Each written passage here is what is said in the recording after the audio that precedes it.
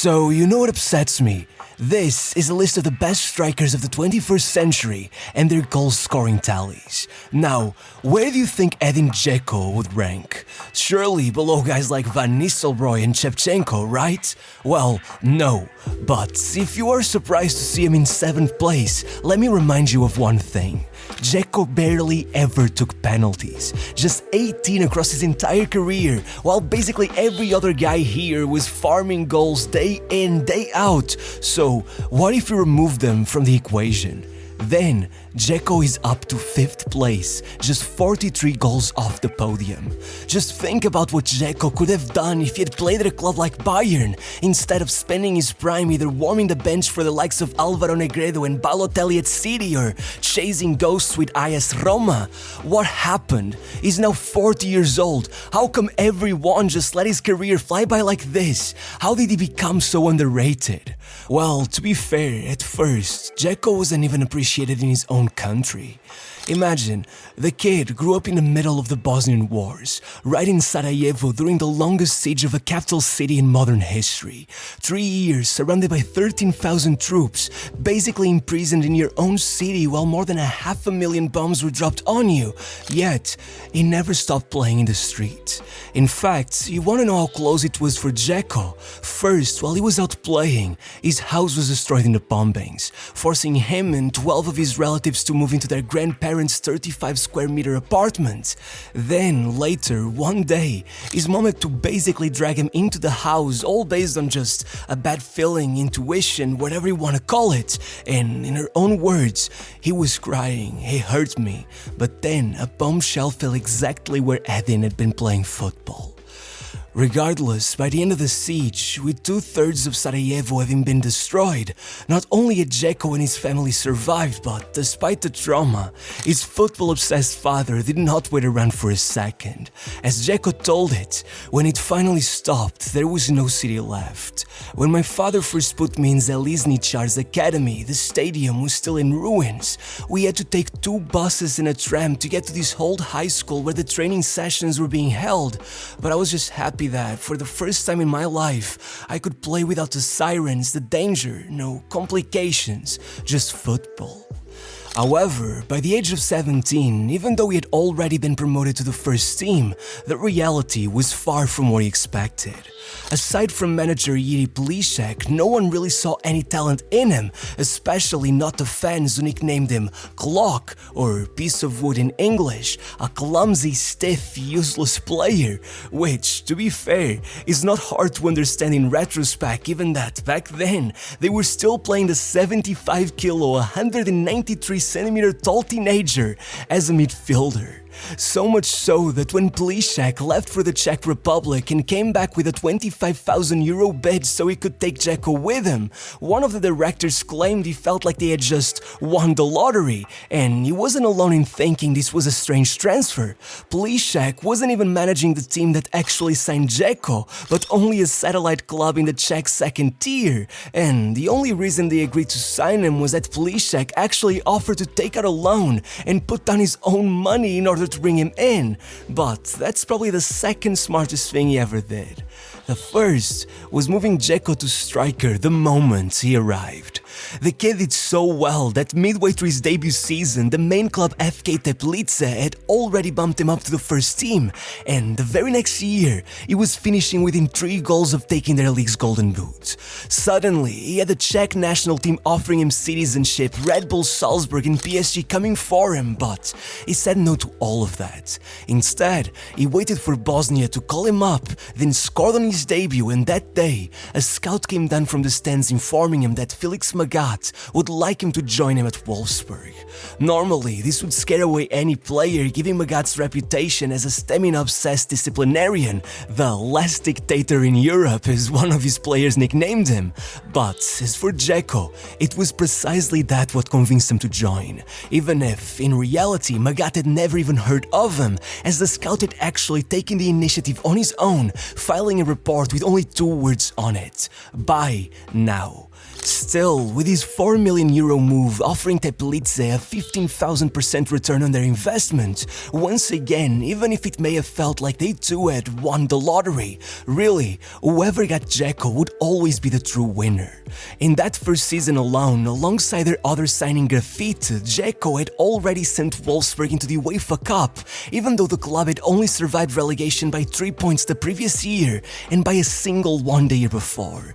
However, none of that could possibly compare to what would happen in their second season.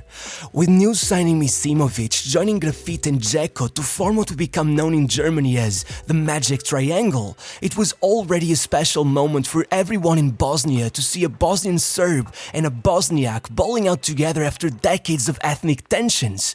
However, the reality is that by February, though Misimovic was already well on his way to break the league's assist record, and Graffiti was already topping the goal-scoring charts, with only 5 league goals to his name, it definitely still felt like Dzeko was a cut below the other two. However, such was his hard-working nature that Magat, the same guy who made Graffiti pass out from exhaustion in their preseason camp, had to hit Dzeko with the kind of words he never thought he'd say out loud. Run less. I want to see you in the penalty area. I'm not interested in anything else. And the result was simple. After those first 18 games, no matter how impressive Graffiti and Misimovic had been, Wolfsburg were 8th on the table with 6 draws and 5 defeats.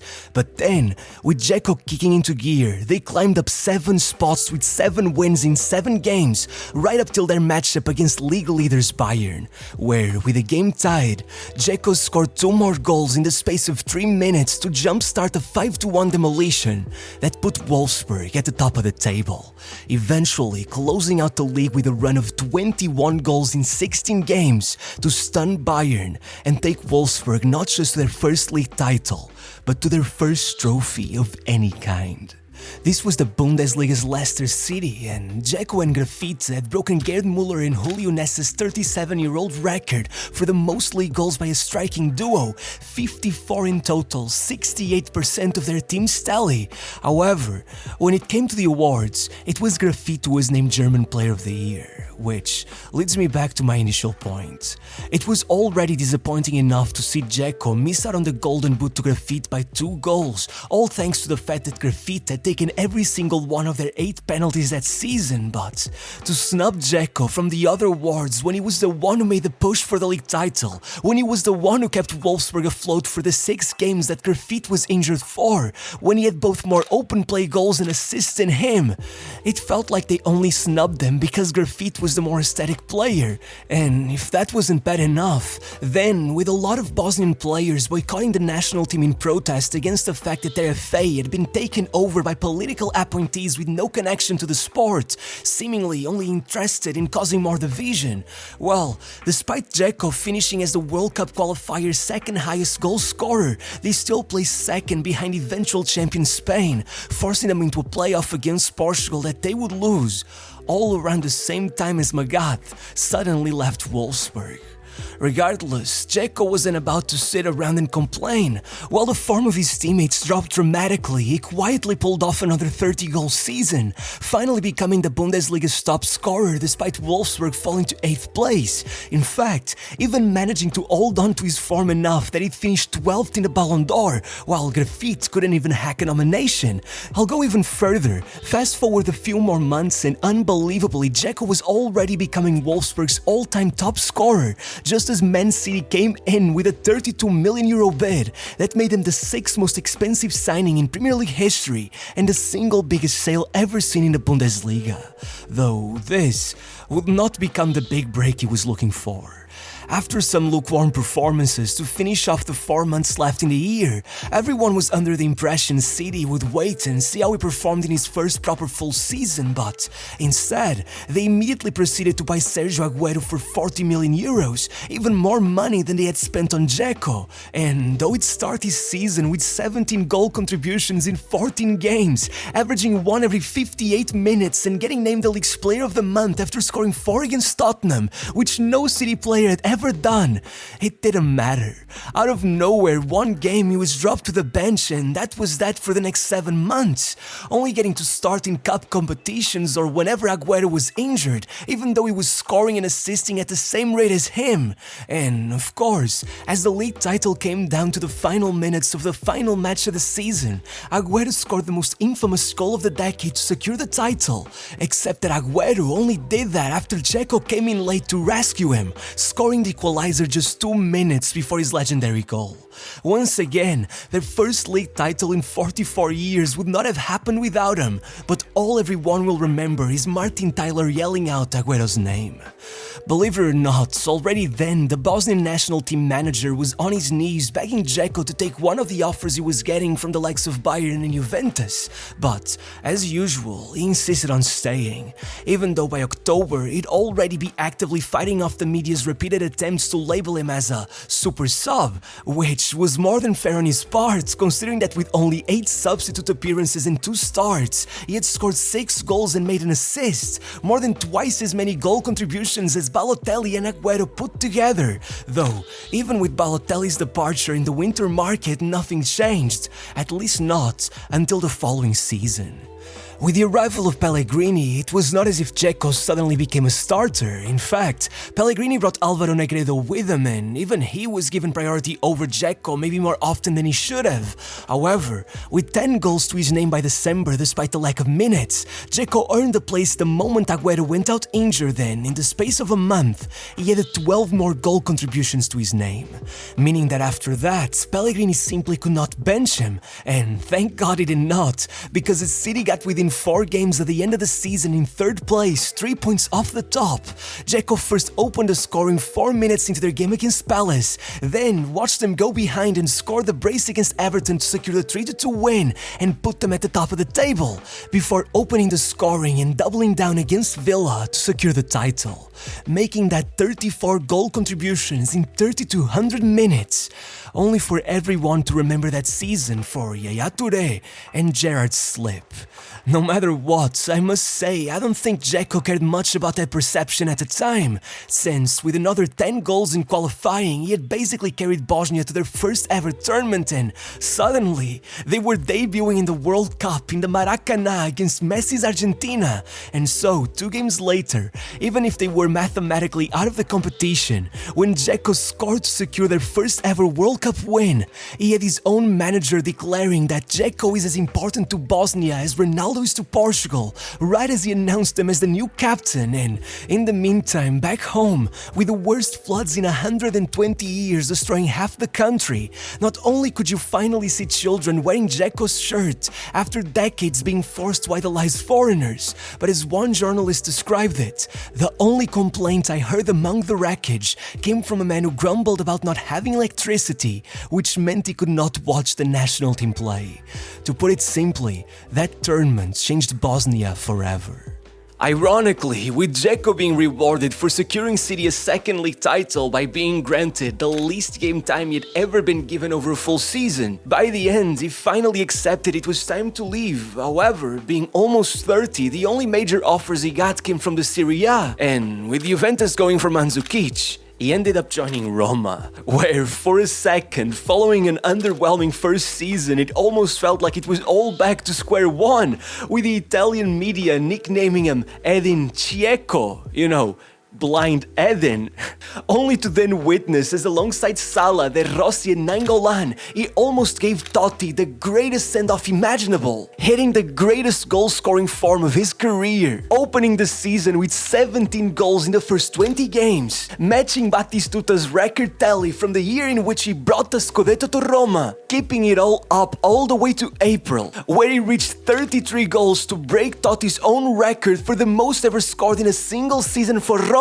closing out the year with 16 goal contributions in 12 matches, only taking 1 draw and 1 defeat in the meantime, though that would still only be enough to leave them within 4 points of the title. Regardless, with 39 goals and 10 assists, despite, as per usual, only taking 1 penalty all year, Dzeko was both the Serie A's and the Europa League's top scorer, though, even then, it was Nainggolan who got named Player of the Year. Make it make sense. Still, as if the near misses weren't enough already, the next year, Dzeko, who, believe it or not, had only started 2 Champions League knockout matches in his whole career up to this point, proceeded to secure his place there with 2 goals and 1 assist against Chelsea, before scoring and assisting against Shakhtar to make it to the quarters, where despite his consolation goal in a 4-1 defeat against Barcelona, he then opened the scoring 6 minutes into the second leg to jumpstart one of the most iconic comebacks of the decade, only so that once again people would only remember it for Peter Drury's iconic commentary of Manolas' winning goal, completely ignoring that even in the semis, Dzeko would once again score home and away to get Roma within a single goal of performing another miraculous comeback and reaching the UCL final for the first time in 34 years. One way or another, at least this time he was named the club's player of the year. And even if boardroom conflicts and freak injuries would stop him from making much of an impact over the next 2 years, at least in his 6th season, after scoring 5 goals in 6 knockout games to leave them once again within a hair of an European final, he managed to secure a move to Inter, though you already know where this is going. Though, admittedly, not on his best goal-scoring form at this point, being 37 years old. On his 2nd season with Inter, it was still Dzeko who opened the scoring in the semi-finals of the Champions League to put them through to the final ahead of their rivals AC Milan. However, there, a single goal by Rodri was enough to rob him of his own perfect send-off. Ever since then, a move to Fenerbahce allowed him to prove he still had that goal-scoring instinct in him, even if he'd still lose out on the title to Galatasaray in both seasons. But now, following a 6-month failed move to Fiorentina, something interesting has happened. Back in Germany, after 16 years, playing for 2nd Division giants Schalke, not only has Dzeko become the oldest goal-scorer in the league's history, he has absolutely demolished it with 9 goal contributions in 6 starts, getting going just enough that in the meantime the 40-year-old managed to show up for Bosnia in one more playoff round, scoring 4 minutes from the end to send them into a penalty shootout against Wales, which they won, then getting to play Italy for a place in the World Cup, to which, after watching Bosnia go behind once more, Dzeko showed up and blasted in another header, allowing his teammate to equalize from the rebound to send them into another shootout, which they won again, putting Bosnia through to their 2nd ever World Cup. And let me tell you, if you haven't caught up to it just yet, that means much more to Dzeko than any club trophy ever could. This is his happy ending.